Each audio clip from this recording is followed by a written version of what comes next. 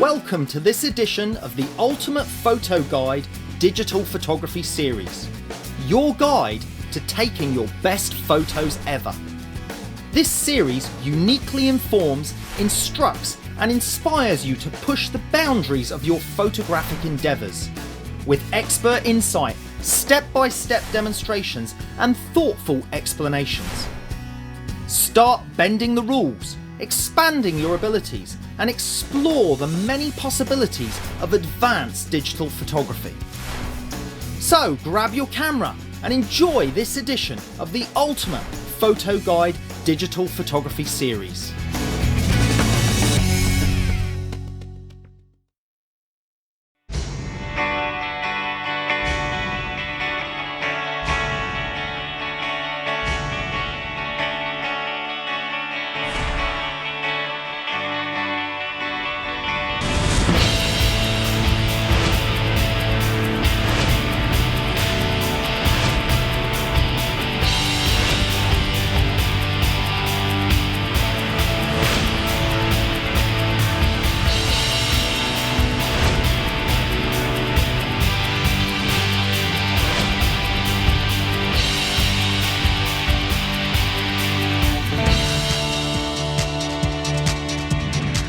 Hi, my name is Ian Plant and I'm a professional landscape and wildlife photographer. And when I'm in the field, I spend most of my time doing this, getting wet. Why?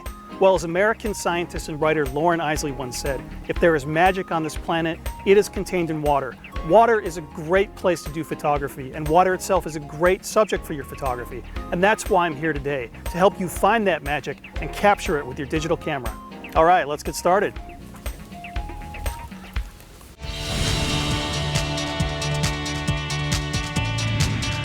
So let's talk about gear for a moment. In terms of camera and lenses, what you bring with you will depend in large part on what you're shooting. If you're shooting wildlife, of course, you're going to want to have longer telephoto lenses. If you're shooting wide-angle scenics, you're going to want a wide-angle lens. So there's nothing specific you need for water photography in terms of your camera and lenses, but there are a few pieces of gear that are specific to water photography that we need to talk about.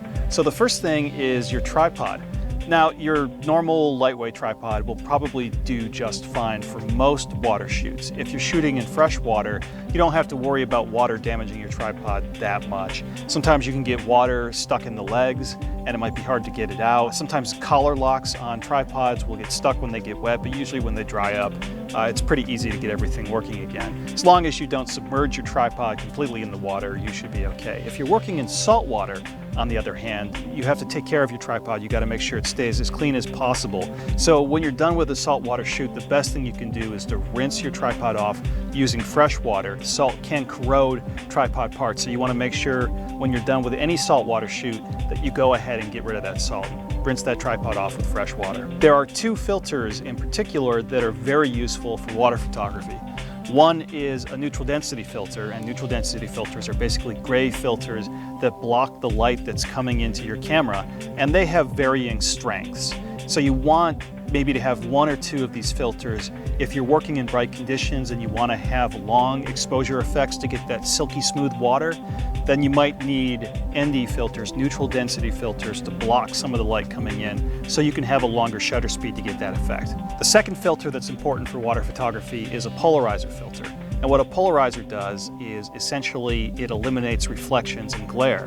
So you can use it to get rid of glare that might be on the water. This is very useful if you're shooting waterfalls, for example, a spring stream or something like that. You want to really bring out that spring color, or if you're shooting in the autumn, you want to really bring out that autumn color. You're going to want to cut down on some of the unsightly glare that might be in the water. So the polarizer is going to help darken any dark rocks that are surrounding the stream or waterfall, and it's going to really bring out the color in the most intense way for the foliage that's surrounding the waterfall. A polarizer can also be useful when you're shooting just water in and of itself, or when water is an important part of your scene. It can be used to reduce reflections in the water or to enhance reflections in the water, depending on how much polarization you give it. So I think when you're shooting water scenes, you want to experiment with a polarizer to see how it affects the reflections in the scene. Now, when you're using a polarizer, it's going to cut down on the amount of light that's coming in through the lens, so that might be an important consideration. A A polarizer can help you lengthen your exposure times if you're looking for that silky smooth water effect. You might not want to use a polarizer if you're photographing wildlife on the water. If it's bright out and you have enough shutter speed, then you can get away with a polarizer. But if you're working in low light, the polarizer is actually going to cut down on the amount of light that's coming into your camera, which means you might end up with a longer shutter speed that you want. If you're trying to freeze the action of moving wildlife, a polarizer might counteract that effect. So think critically about why you need the polarizer and think about how the polarizer is going to affect your shutter speed before you put one on front of your lens. This image that I photographed on the Scottish coast, I used a 2-stop graduated neutral density filter to pull down the exposure of the sky and to match it with the exposure of the water, allowing me to capture all this great detail in the shadow and highlight areas in one shot. Without the clouds in the sky, this shot wouldn't have worked. So the final piece of gear that I think is really useful when you're photographing near the water is something called a dry bag, which is basically a rubber bag that you can use. Put your gear inside the bag, and all you have to do is roll the bag shut. Usually 3 or 4 times is enough, but I roll it all the way as far as I can, and then you seal it. That will keep your gear dry in case you accidentally submerge your camera when, for example, you're wading through the water to get to a location that you want to photograph. Now, it's not really going to keep your gear dry if it's submerged for 8 or 10 hours, but for the accidental drop in the water or the short wading through the water that you might do, even a little bit of a swim, that'll keep your gear completely dry, which is the most important thing.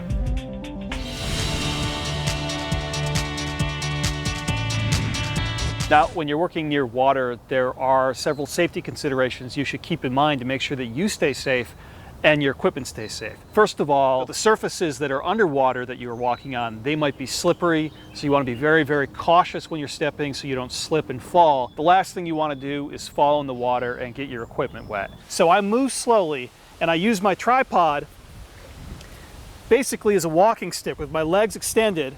I put that down, I get it secure, and then I move forward very slowly. The advantage of this is that it keeps me upright and it keeps my expensive equipment from falling in the drink.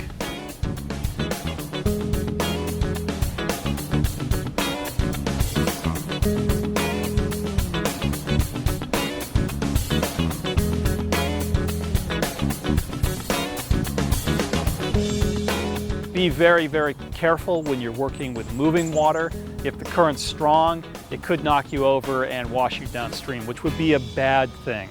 Another thing to consider when you're working with water is temperature of the water. Water can be very cold. It can be colder than the outside air, and cool temperatures in the air mixed with cold water can be a lethal combination. So you want to make sure if you're getting in the water that you're wearing some sort of insulation, like a pair of chest waders that have got insulation to protect you from the cold, or maybe even a wetsuit or a dry suit, depending on how much immersion you're going to have. If you're working in a coastal area, then you have to be careful about 2 things. The first thing is waves.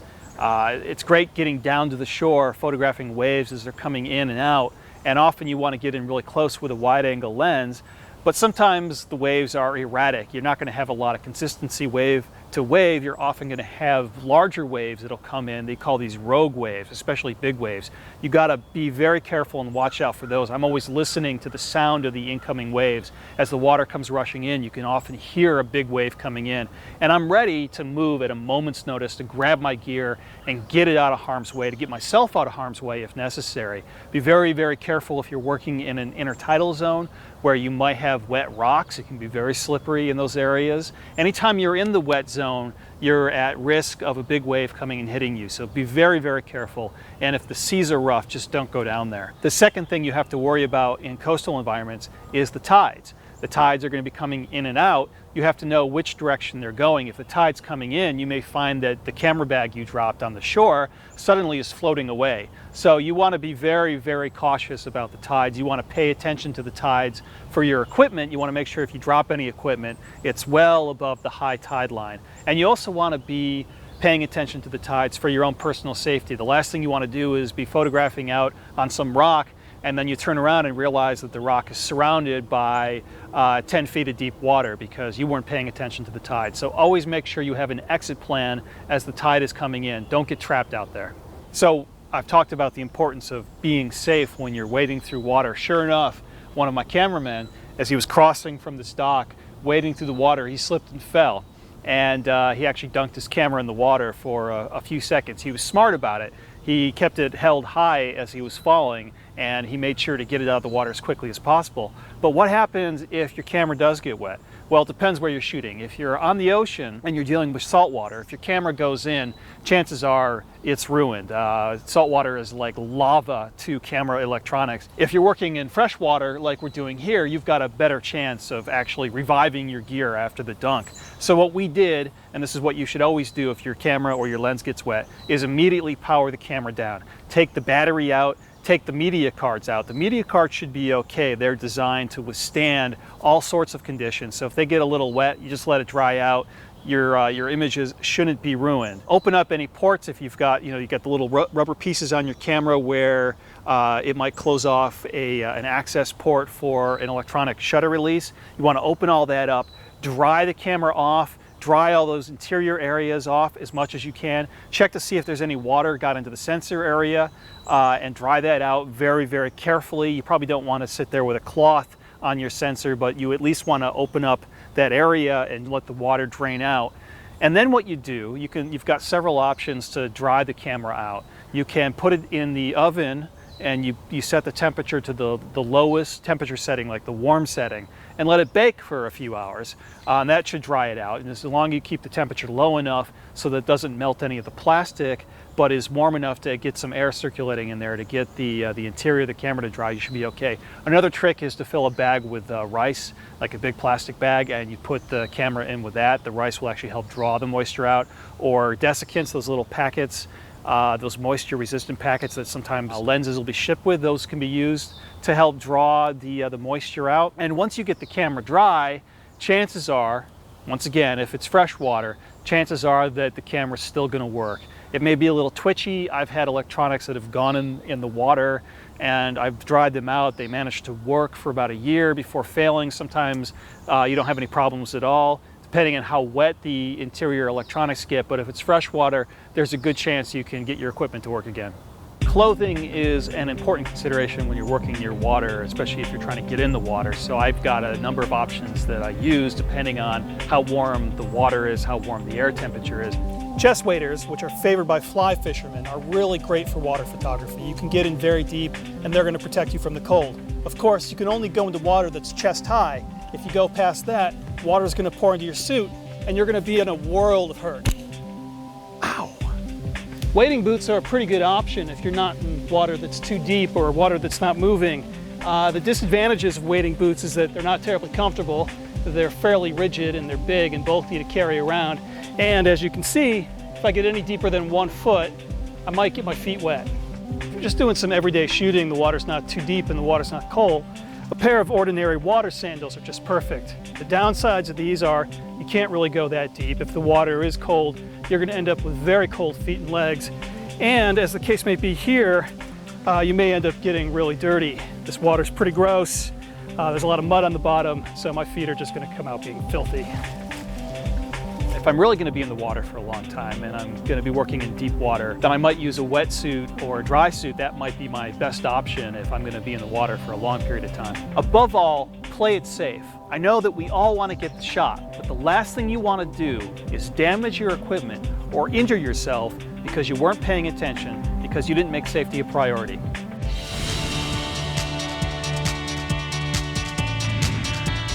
Now in my job, I travel to exotic locations all around the world to find beautiful rocky coastlines on the ocean, gorgeous sandy beaches, waterfalls and streams, and even smaller lakes and ponds to photograph.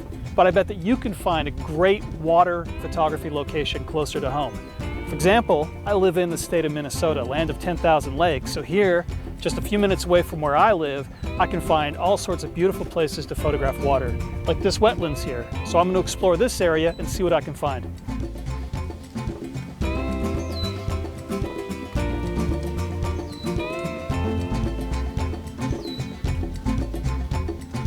So I'm really attracted to these lily pads down here, and I've moved over to get an angle so that the sunlight is backlighting the lily pads, so I get a little bit of sunlight glint coming up off of them. It gives them a little bit more texture, detail. Once again, I'm stopping down to make sure I get enough depth of field to get everything sharp and focused from near to far. Even though the lily pads are pretty far away, I'm shooting them with a long telephoto lens, and they're on a very flat plane relative to me. So I need extra depth of field, so I've stopped down to f/22 to make sure that the back end of the lily pad and the front end of the lily pad that I'm photographing is all in focus. So what I'm looking to do is to work with all the abstract shapes that are formed by the elements. The lily pads, of course, form circles. The patterns that they form might create lines or curves that go from foreground to background. So I'm looking for a way to relate all of these shapes in a pleasing way that's going to help lead the eye deeper into the scene, direct the viewer's attention where I want it directed. Very carefully frame and compose my scene. That looks pretty good. So where you go shoot is up to you and what subjects you want to photograph, but chances are, if you go someplace with water, you're going to find magic. You're going to make great photographs. Just make sure to be there for sunrise and sunset. Check your weather forecast before you go. Ideally, you want partly to mostly cloudy skies, so you get the best chance of getting really awesome sunrise and sunset light. Go out there with an open mind and have fun. Get out on the water to explore new areas, to find places that most people can't get to. Personally, when I do that, I prefer to take a sea kayak out. It's quiet and it allows me to get just about anywhere. But when I have the opportunity to ride in a motorboat, I don't mind traveling in style. When I'm out on the water, I always keep an eye out for something interesting. I'm looking for wildlife, like, oh, cool. A fish just jumped out of the water over there. It was a pretty big fish. I think we're gonna need a bigger boat.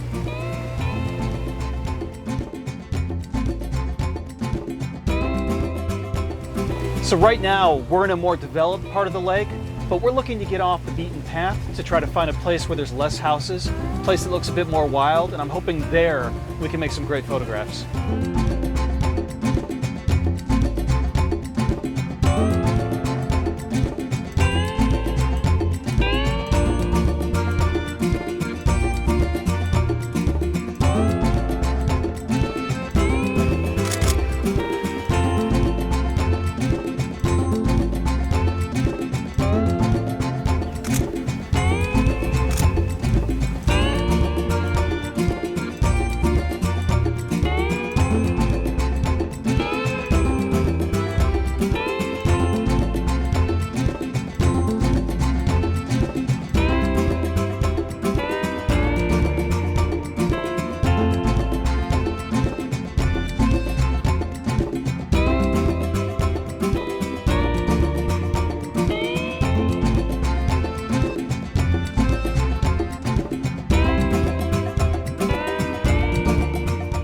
Depending on where you go, you're going to have a variety of water subjects to choose from.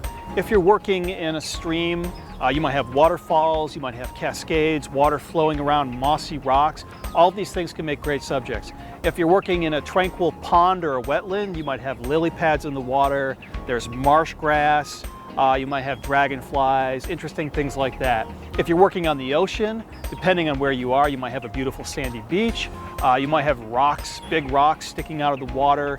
You might have sea stacks in the distance or sea arches, all sorts of interesting geological features that you can find when you're working on a rocky, dynamic coast. Or you can look for something more intimate. You can look for starfish in tidal pools, sea anemones, other small critters. And of course, wherever you go, there's an opportunity to photograph wildlife. You'll have a lot of animals that are actually in the water, such as wading birds, and then you'll have animals that might be attracted to water. They might come down to the water for a drink and you can get a great shot. So always be on the lookout for opportunities to do interesting effects with your wildlife photography when they're in or near water. No matter where I'm shooting, I'm always looking for interesting compositional elements. So I might walk along the shore and look for rocks that are sticking out of the sand, or I might even look for a fallen tree that's fallen into the water that I can use as a compositional element, that I can use as a foreground or as a leading line. So I'm looking for cool things to photograph, but I'm also looking for things that I can use as abstract compositional elements in my photographs. Here's a quick tip when you're actually in the water taking a photograph. If you're working in still water, make sure that you wait long enough for the ripples that have been caused by you getting in the water to die down. What is it about water? Why is water so special, so magical? Well, I can think of 3 reasons why. First of all, water is light. Water reflects, and you get so much light and so much color when you add water to your photographs. Second of all, water is life. So much wildlife concentrates around areas where there's water. It's a really great place to see a wide assortment of flora and fauna. Third of all, and most important to me, is that water is a mirror to our world. It shows us a reflection of reality. That can be a perfect reflection if the water is still, or if it's moving a little bit, that reflection of reality is distorted. It's abstract, it's impressionistic. So water adds this magical impressionistic element to your photographs. Because of these 3 elements, because of the light, because of the life, because of this imperfect reflection of the reality around us, water is an inspiring subject. I love photographing water. Whenever I get a chance, I find a way to incorporate water into my photography.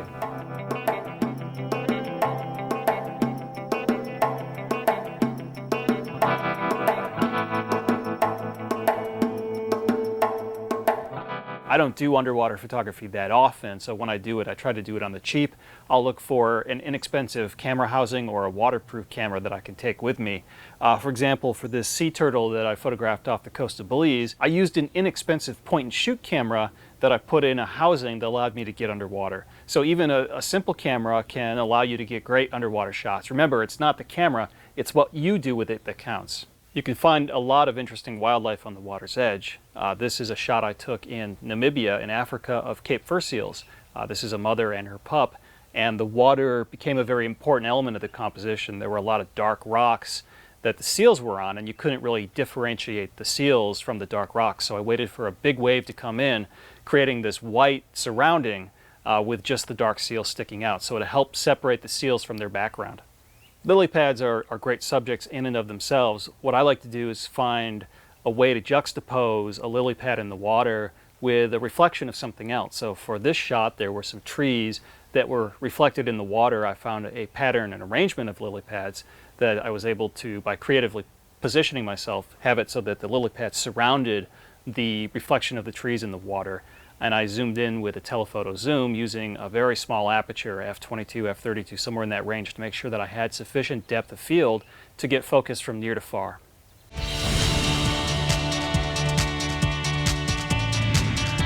Sunrise and sunset are your bread and butter when you're out shooting in the wild. This is especially true when you're photographing water because of the reflective quality of the water. So for sunrise, I always like to be out as early as I can. I want to catch that first glimmer of light. So I'm often out there an hour or 45 minutes before the sun actually rises.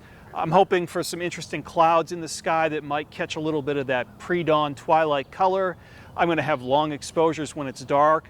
So if the clouds are moving across the sky, I might get some interesting streaks of color in the sky and reflected in the water. And I just keep shooting until the sun comes up, and then I keep going until maybe about a half an hour to 45 minutes after the sunrise, when the light starts going from red to yellow, eventually to white light. When you lose that color, that's when I stop shooting. And I do the same thing at sunset. I start shooting maybe about an hour, 45 minutes before the sun actually goes down. I work through that golden light, then I work through that magic hour light.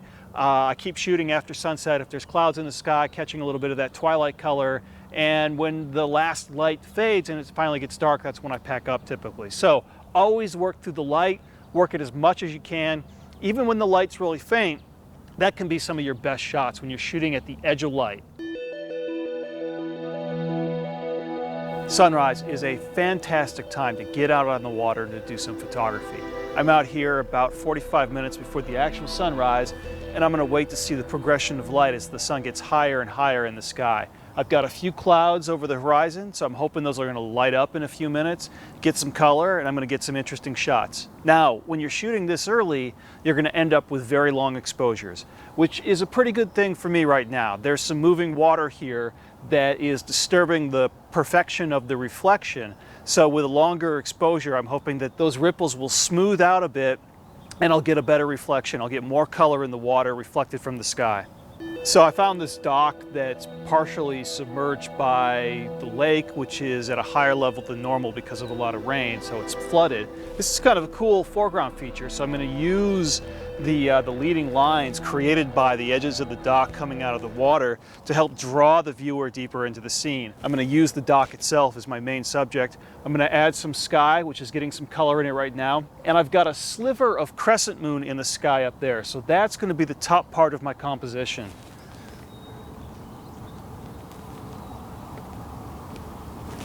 I'm going to try a few variations, maybe move a little closer into the scene.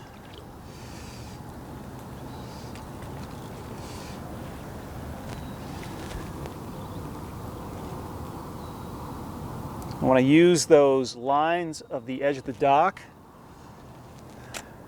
to lead the eye into the scene.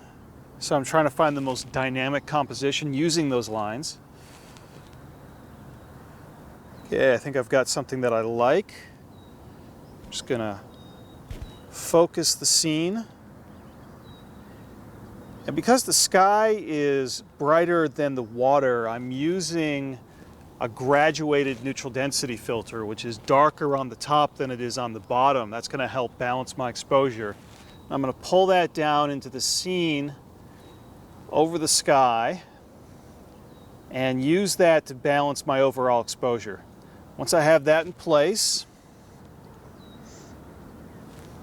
I'll go ahead and take the shot. Looks like I've got several seconds of an exposure here. So that's pretty good for me. That's going to smooth out the ripples in the water, and it's going to make the color that's reflected in the water look more intense.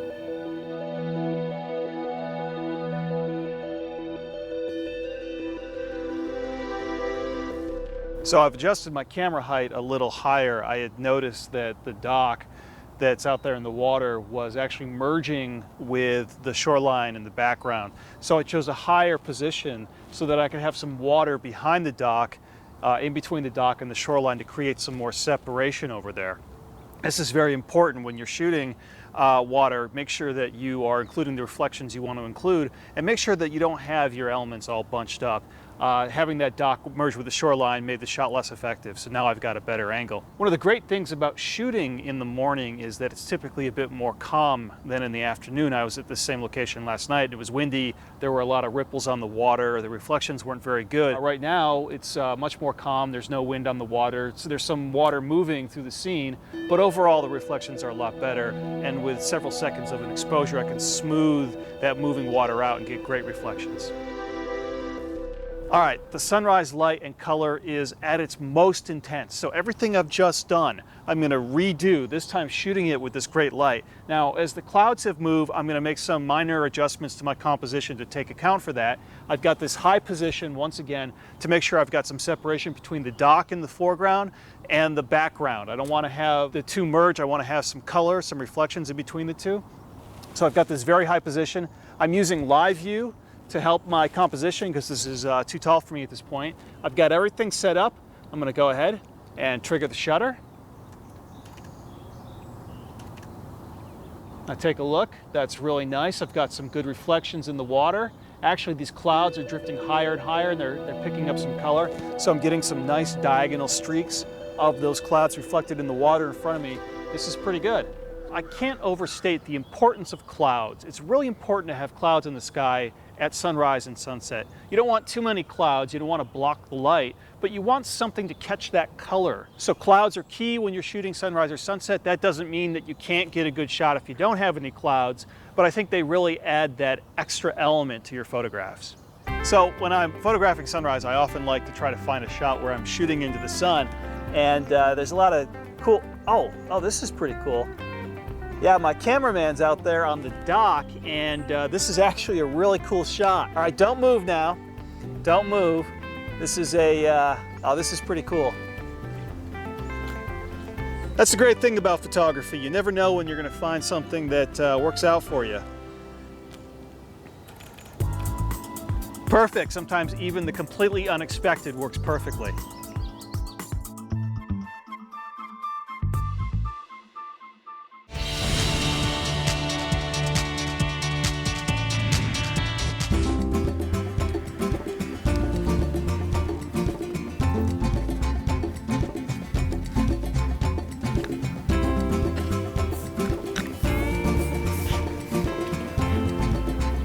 All right, we're looking for a good location for sunset. Sunrise and sunset are obviously great times to be photographing on the water. You get all that gorgeous color reflected in the water. So we're trying to find a place where there's an open view of the water, preferably a bay where maybe there's not a lot of wind so that the water is not rippled. If we can find some still water for reflections, that'd be great. All right, ideally when you're looking for a place to shoot water photographs, you want to find a place that's got some interesting elements on the shore, some elements that you can use as a foreground, or maybe some old piers that are coming out of the water, something really interesting to use as your subject matter or as a foreground that leads into your shot. So this is a pretty difficult location. We don't have much that's interesting. Also, ideally, I'd like to find a spot where there's a little bit less wind. I want to have some smooth water for my reflections. So I think we're going to move on.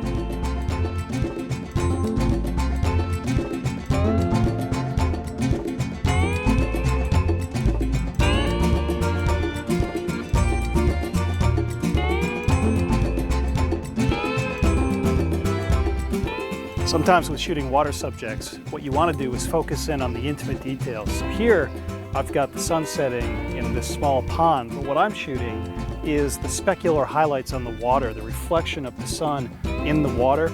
That's my background. My foreground are some marsh plants, some reeds that are here in front of me, and I'm focusing on those. I'm zooming in pretty tight and trying to find an abstract pattern of those reeds in the foreground with that specular highlight in the background. So what I'm doing here is looking for something very abstract. It's just about the shapes and the color, and I focus on maybe one or two of the reeds out there. I'm using a wide open aperture. I want to have those specular highlights reflected in the water out of focus in the background. So I'm going for a very abstract, very colorful look. And once I get my framing, I'm going to go ahead and shoot from live view.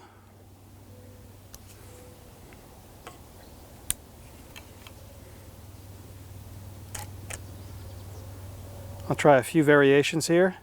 As I said, I'm looking for something that's really abstract. It's more about the shapes and the colors than anything else. Okay. Try the horizontal, now I'll do a vertical. It's always good to have some variation between the two. Once again, focusing on those foreground marsh grasses.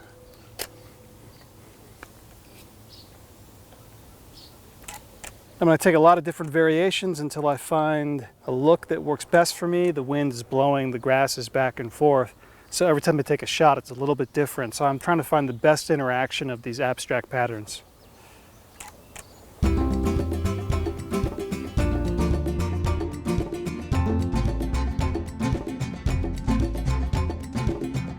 Sunset, of course, is a great time to be photographing on the water. Now tonight, we don't have any clouds in the sky. We've just got the sun going down. So in situations like that, you can focus your attention on the sun and the reflection of the sun in the water. Ideally, you don't want to just take a picture of the sun and its reflection. You'd like to have something in the water, something that's maybe in that reflection, surrounded by all that gorgeous color. I think that's ideal. So for this shot, I'm just going to zoom in tight and get a photograph of the sun and its reflection and nothing else. I'm going to go with a dark exposure. I want that background to be dark, and I don't want to overexpose any of the color in the sky to the extent that I can avoid it.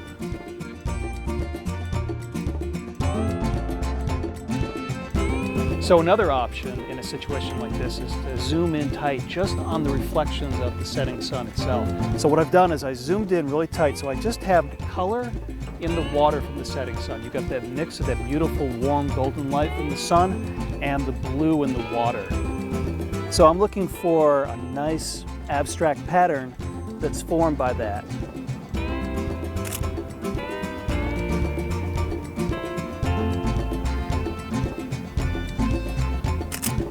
So this shot is more about the patterns, the color in the water, the mix of that blue reflections from the sky above in the water and that golden light of sunset. All right, well, the sun is going down. Once it gets low enough on the horizon, you lose all the reflections on the water.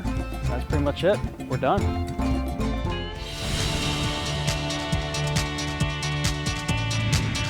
My favorite subject when I'm photographing water is reflections. I'm always looking for opportunities to incorporate reflections into my images.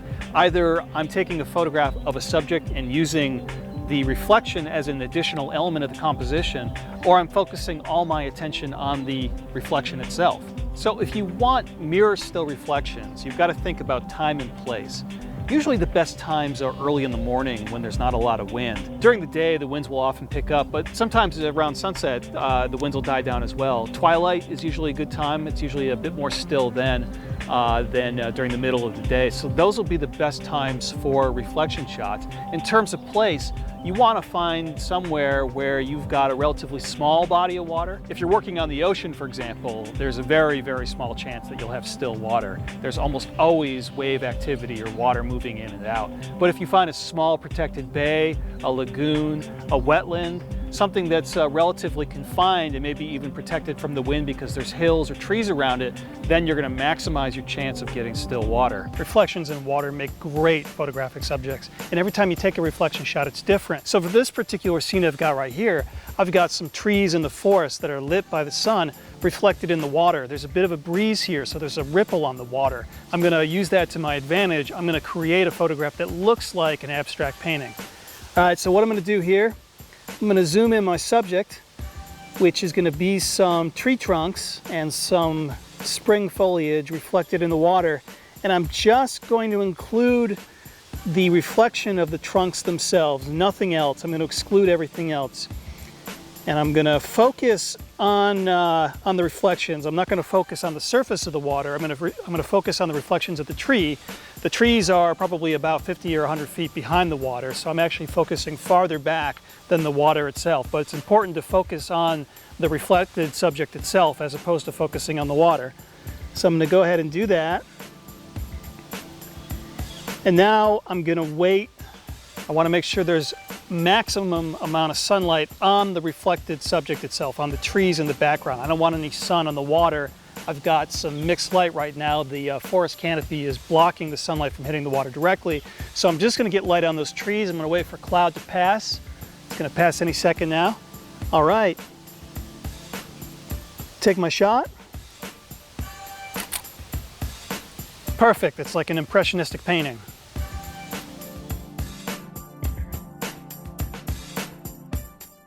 Also, when you're looking for still water reflections, remember, you don't have to have all the water still. If you can find just that one little patch of water that's relatively still, that doesn't have any wind going over it, even if some of the surrounding water is still moving, that can be enough for you to get your perfect reflection shot.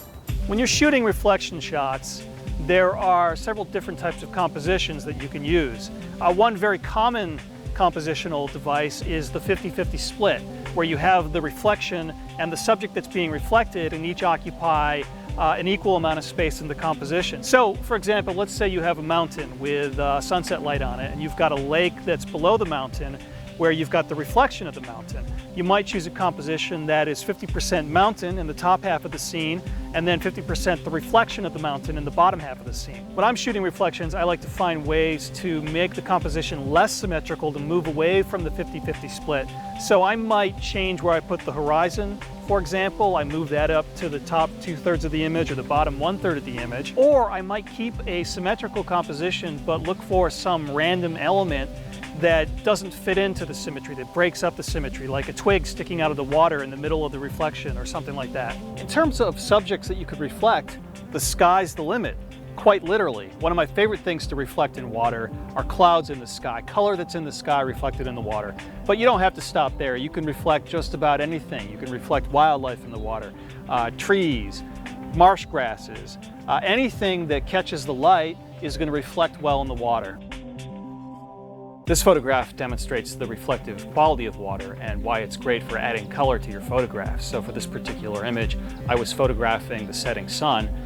There was a lot of golden color in the sky, which was reflected in the water. So even though I didn't include the sun or the sky in this photograph, I still had all of this golden color surrounding the pelicans in the water, and that's what made this photograph special. Absolutely still water is great because you can get a mirror-perfect reflection. For example, this is a glacial lagoon in Iceland, and I shot this at twilight, probably about an hour, hour and a half after sunset. during the summer in Iceland, you get these really long twilights, so the light seems to last forever. And for this shot, everything was absolutely perfectly still. The water wasn't moving, there wasn't any breeze, so during a long exposure, I got this perfect mirror-like reflection. Now, I wouldn't recommend this for most people, but when I was in Costa Rica, I saw a 6-foot caiman in the water, and I knew that I wanted something interesting and dynamic. So I got into the water, I waded into the water, not too deep, and I was keeping a close eye on the caiman. It was looking at me like thinking maybe I was lunch, but I was pretty sure it was more afraid of me than I was of it. So I was able to create this dynamic, compelling composition by getting really low, close to the water, and focusing all my attention on just the caiman's eye and the reflection of that eye in the water. So remember, when you're shooting reflections, make sure to pay attention to 3 things. 1, the light. Usually you want to shoot into the strongest light to get the strongest reflections. 2, think about your composition, whether you want a symmetrical 50-50 split or whether you want something more dynamic, something asymmetrical. The 3rd thing is the motion of the water, whether you want still water for a perfect reflection or moving water to give you a more impressionistic look.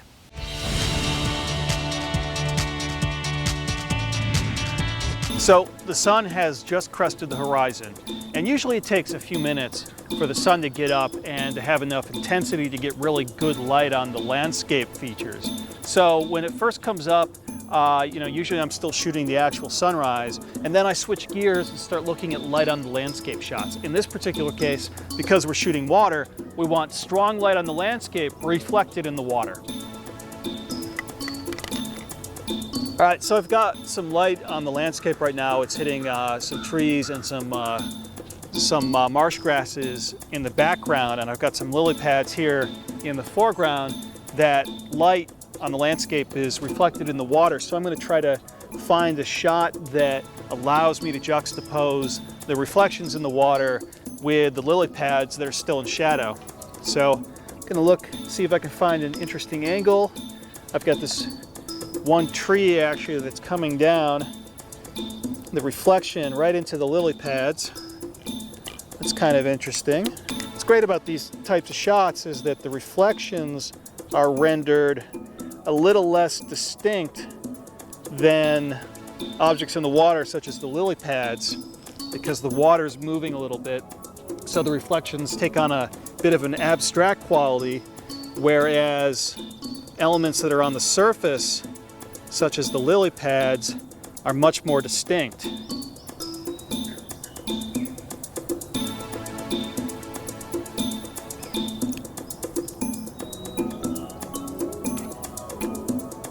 All right, it's pretty interesting.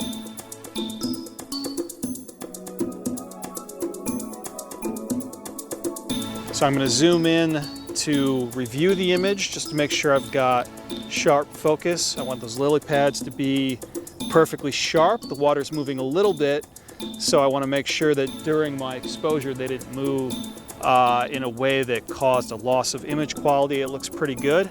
I'm going to try a few variations on my composition until I get what I want. Actually, I think I'm going to switch over to a horizontal. You have to pay attention to the light. Right now, I've got a little bit of cloud cover that's blocking the light, so the intensity of the reflections isn't quite as strong as I would like. So I'm going to just wait a quick moment for that cloud to pass, and when the light comes back out, I get that full intensity again. I'll be ready to shoot. All right, there it is. Got that full intense light. Take the shot. There we go. It's an interesting abstract.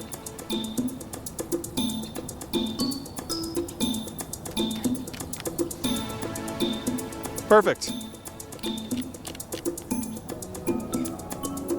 All right, now as the light is getting higher, it's on these marsh grasses, and the light's getting more intense. The reflections in the water are getting more intense, so I've got more options for my photography. So what I'm going to do is I'm going to try to find a composition that will show the light on the grasses with the reflections in the water. And hopefully I can find something that does that in an interesting way. Once again, if I've got reflections coming down in the water, if I can find something on the water, such as these lily pads that I can use to help frame the scene, to create some additional compositional interest between background and foreground, that's going to be ideal. And when you're working with reflections, remember that as you change your position, it's going to change where the reflections come down in the scene. So if I'm standing in one spot, I might not see the reflections come down into these lily pads in the foreground, but if I get down low, I can bring those reflections farther down. So by changing your relative position, you're going to change where the reflections are in the scene. You're going to change the look of the reflections. This particular shot, I'm going to use these lily pads as a foreground element with a wide angle shot. I'm going to include some of the sky. There's not a lot of clouds in the sky over here, so I'm going to exclude most of the sky. I'm just going to have a sliver of sky at the top of the composition. My shot's going to be all about the lily pads in the foreground and the marsh grasses in the middle ground, and then the background is the more distant shoreline and that little sliver of sky.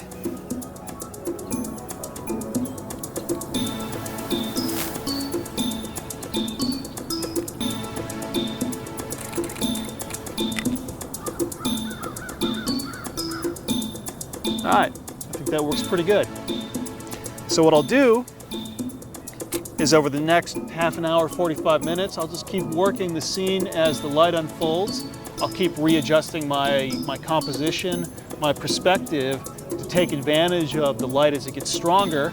And as the color begins to fade, as it goes from that golden light to a more neutral white light, that's when I'll stop shooting.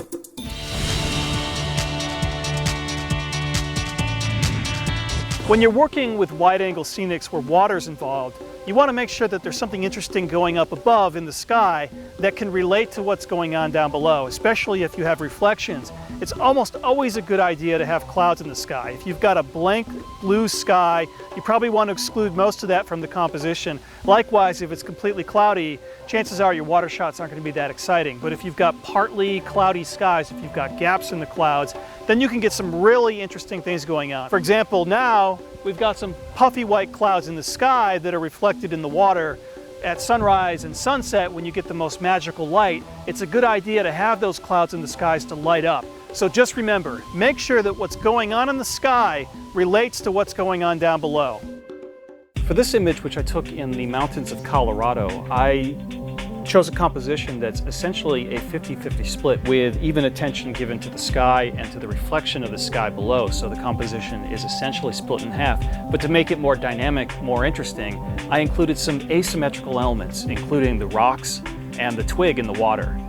Sometimes you can make waves the entire focus of your photograph. So for this shot, which I took off the coast of North Carolina, I zoomed in with a telephoto lens just to capture the waves coming in at sunrise. When you're shooting waves that are coming in like this, it's often a good idea to use a slightly shorter shutter speed. You don't want to do a half-second or 1 second exposure because the waves will lose all detail. So something shorter like 1/15 of a second or 1/30 of a second will allow some motion blur. What you want to do is wait for a moment when the wave is crashing and the spray is radiating out. And that way you can get some motion blur in the water to create a sense of energy to make the composition more dynamic, but you still retain texture in the wave.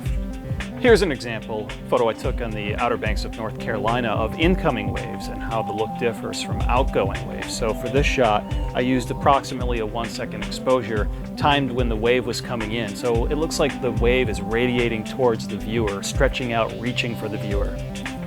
This photograph was made along the Oregon coast. What I did is I waited for a wave to come in, and as it started to flow out around the rock, that's when I triggered the shutter. So during the long exposure, the flowing water going around the rock creates leading lines that help encourage the viewer into the scene. I photographed Fitzroy in the famous Patagonia region of South America in Argentina. I wanted a shot that was showing something more than just the reflection and the mountain. So instead of a 50-50 composition split between the mountain and its reflection, I included some of the rocks on the shoreline in the foreground and put the horizon line closer to the upper 2/3 line in the composition. This makes a more dynamic composition and it makes the photograph more interesting.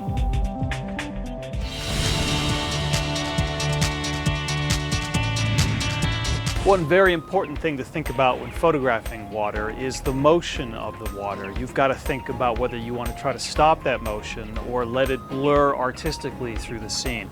Personally, when I'm working with moving water, I like to have some motion blur in the water. Now, too much motion blur can often leave the water featureless. So you want to find that right mix of motion blur and stopped action.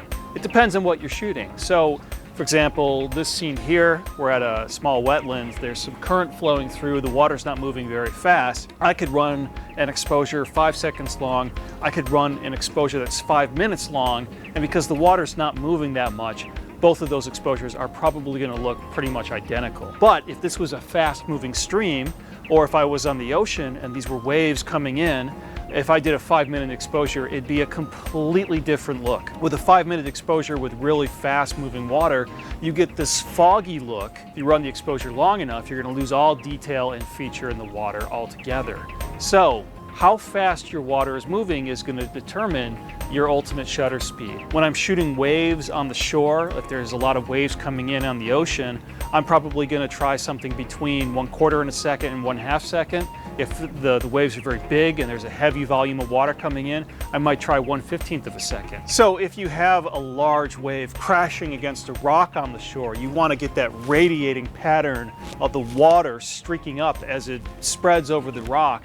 You might try 1/30 second or 1/15 second. Once again, depends on how big the wave is, it depends on the volume of water, it depends on how fast it's moving. So you have to experiment when you're shooting moving water. You've got to try different shutter speeds and see how it ends up resulting the final image the way it looks. This photograph of a waterfall in Iceland is a good example of the effect of long exposure, long shutter speed on your resulting photograph. This shows motion of the water. I got in really low and close. I put on a pair of chest waders to get in the water, and I got as low and close to the water that was rushing towards me as I could. This creates a dynamic perspective, and the water flowing towards the viewer creates a sense of energy in this photograph. I made this photograph of my good friend and fellow professional photographer, Kurt Budliger, along the coast of Iceland, and this gives you an idea of the sense of the power and energy of incoming waves on the ocean, why it's important to be very careful when you're photographing along the water's edge. When you have big waves, you want to make sure that a big one doesn't come in and sweep you away. So we were very, very careful when we were photographing out there to make sure that we kept an eye on the incoming waves, and if one looked particularly big, we would move back. We'd take our equipment with us to make sure that our equipment didn't get damaged by the salt water. What I did is I waited for a particularly big wave to come up on the beach, and then as it was flowing out, that's when I triggered my shutter with a long exposure so that I could capture the water flowing around the chunks of glacial ice that were on the beach. This creates a very dynamic photograph. So for this photograph of the Maine coast in Acadia National Park, because I ran a really long exposure, I get this misty look in the water. The water loses the detail. So this is more about the rocks emerging from the water and the color in the sky reflected in the water than it is about retaining any detail in the waves.